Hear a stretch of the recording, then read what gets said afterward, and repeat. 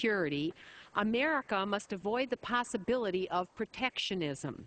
My friends, where are the protectionists? We all believe in free trade so long as it is fair trade, and I believe most of all in free trade among free people. Our nation boasts the most open markets in the world. But one must recognize that America hasn't had a balanced trade account since 1975. Yes, 1975. That's 34 years of regression on the jobs and trade front, 34 years of wandering in the wilderness, 34 years of deluges of imports dwarfing our exports, 34 years of outsourcing our good jobs by the millions. Thousands of America's best companies have been sacrificed. Maytag, Trico, Playtex, Levi's, Zenith, Georgia Pacific, Champion Sparkplug. The list is endless. Now we are watching major segments of our banking system disintegrate while we buy foreign televisions, foreign clothing, foreign automobiles, foreign food, all while our beautiful nation begs China, undemocratic China, for money. It's pretty clear we need to focus on our trade deficits as a causal factor. In our other deficits, the human and economic tragedies continue to mount. The massive hemorrhage of U.S. wealth instructs us in its raw truth. So-called free trade agreements began in 1975. Back then, we had a surplus of $12.4 billion in goods with the world. We have now sunk in 2008 to $677 billion in trade deficit, $750 billion, and all the lost jobs that go with it just disappeared. The evidence is all around us. Americans are working harder each year, increasing their productivity, but then seeing no increased wages. And more lost purchasing power. The dollar isn't worth as much. Their health and pension benefits disappearing.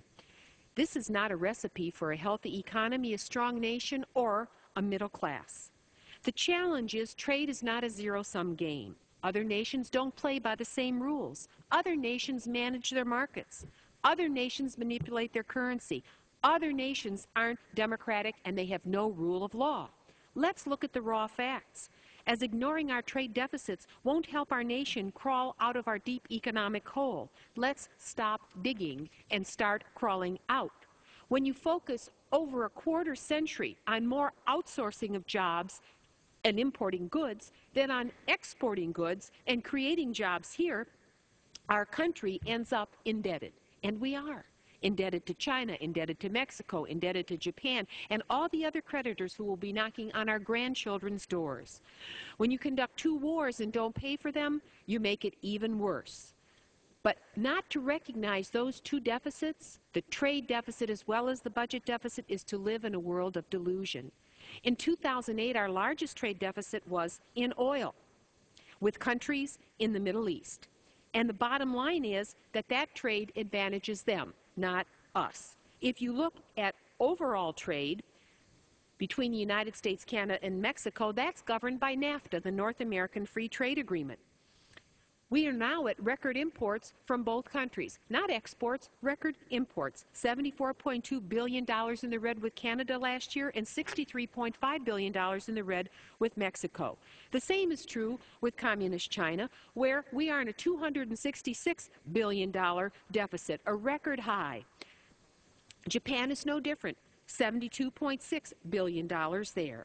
The top trade gap we continue to face is imported oil. Overall, the U.S. imported $3.6 billion of crude oil in 2008, worth $342 billion, our chief strategic vulnerability.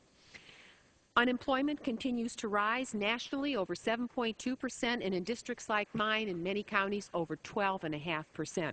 Dr. Peter Morisi of the University of Maryland has written, "Lost growth is cumulative.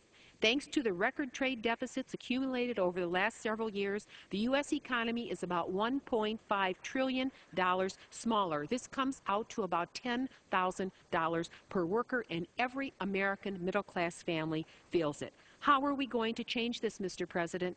America needs balanced trade accounts, not delusion. We need open markets, not closed markets. We need a rule of law. not undemocratic practices. We need realism, not delusion. Mr. Speaker, time. The gentlelady yields back. Mr. Sestak from Pennsylvania. Without objection, the gentleman is recognized for 5 minutes. Mr. Speaker,